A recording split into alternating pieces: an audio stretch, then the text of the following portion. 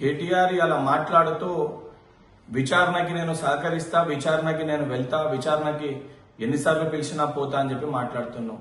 ఈ formula car racing లో అస్తవ్యస్తంగా దాన్ని నిర్వహించి అడ్డంగా దొరికిపోయిన వ్యక్తివి నువ్వు.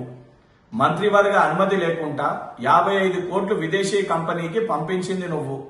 ఆర్బీఐ అనుమతి తీసుకోకుండా డబ్బు పంపించమని చెప్పింది నువ్వు. ఈరోజు దొంగ దొరికిపోయినాక నంగనాచి లెక్క మాటలు మాట్లాడుతున్నావు. సిగ్గుశరం ఉండాలి. ఏదైతే పాటించవలసింది పాటించకుండా, సరైన ప్రొసీజర్ లో చెయ్యకుండా, అడ్డగోలుగా తెలంగాణ ప్రజల సొమ్ముని దుర్వినియోగం చేసి దొరికిపోయి ఈరోజు నీతివంతుల లెక్క ఏమి తప్పు చేయడం లెక్క మాట్లాడుతున్నావు. 3 సార్లు కాదు, దొంగతనం చేసిన వాళ్ళని 300 సార్లు అధికారులు పిలిచినా పోవాల్సిందే, సమాధానం చెప్పాల్సిందే. నిజంగా నువ్వు సత్య హరిశ్చంద్రుడు అయితే ఆ విచారణలో వాస్తవాలు చెప్పి అంగీకరించాల్సిన బాధ్యత నీపైన ఉంటది. అవన్నిటినీ పక్కన పెట్టి మా ప్రభుత్వం నీపైన కేసులు పెట్టి మిమ్మల్ని లోపల పెట్టే అవసరం మాకు లేదు. కాంగ్రెస్ ప్రభుత్వము నిన్ను లోపల పంపించి నిన్ను విచారణ చేపట్టి విచారణకి పిలిచి పైశాచిక ఆనందం పొందుతుందని మాట్లాడుతున్నావు. మరి ఇదే నువ్వు అధికారంలో ఉన్నప్పుడు రేవంత్ రెడ్డి గారిని మా అందరి పైన అడ్డగోలుగా అక్రమంగా వందలాది కేసులు పెట్టి జైలు పాలు చేసి డిటెన్షన్ సెల్లో పెట్టి మరి దాన్ని పైశాచిక ఆనందం పొందినవా లేదా దాన్ని శాడిజం అని అంటారా?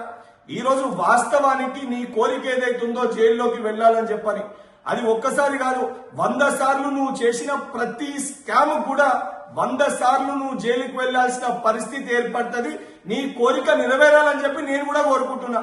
నిజంగా నీకు చిత్తశుద్ధి ఉంటే, బాధ్యతనే ఉంటే ఈ డ్రామా కంపెనీలు ఆపి, ఏదైతే సంబంధించి నీ దొంగ నాటకాలు ఆపి విచారణలో వాస్తవాలు చెప్పాలే తప్ప ఈ దొంగ నాటకాలు, ఈ దొంగ డ్రామాలు స్వయంగా నీ కుటుంబ సభ్యులే ఇవాళ నువ్వు దయ్యం అని చెప్పి నేను ఉద్దేశించి మాట్లాడుతారు.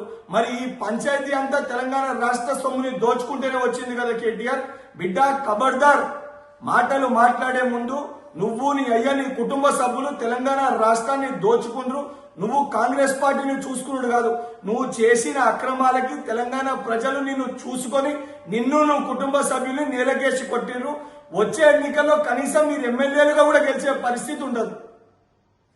Subscribe us and press the bell icon for more interesting updates.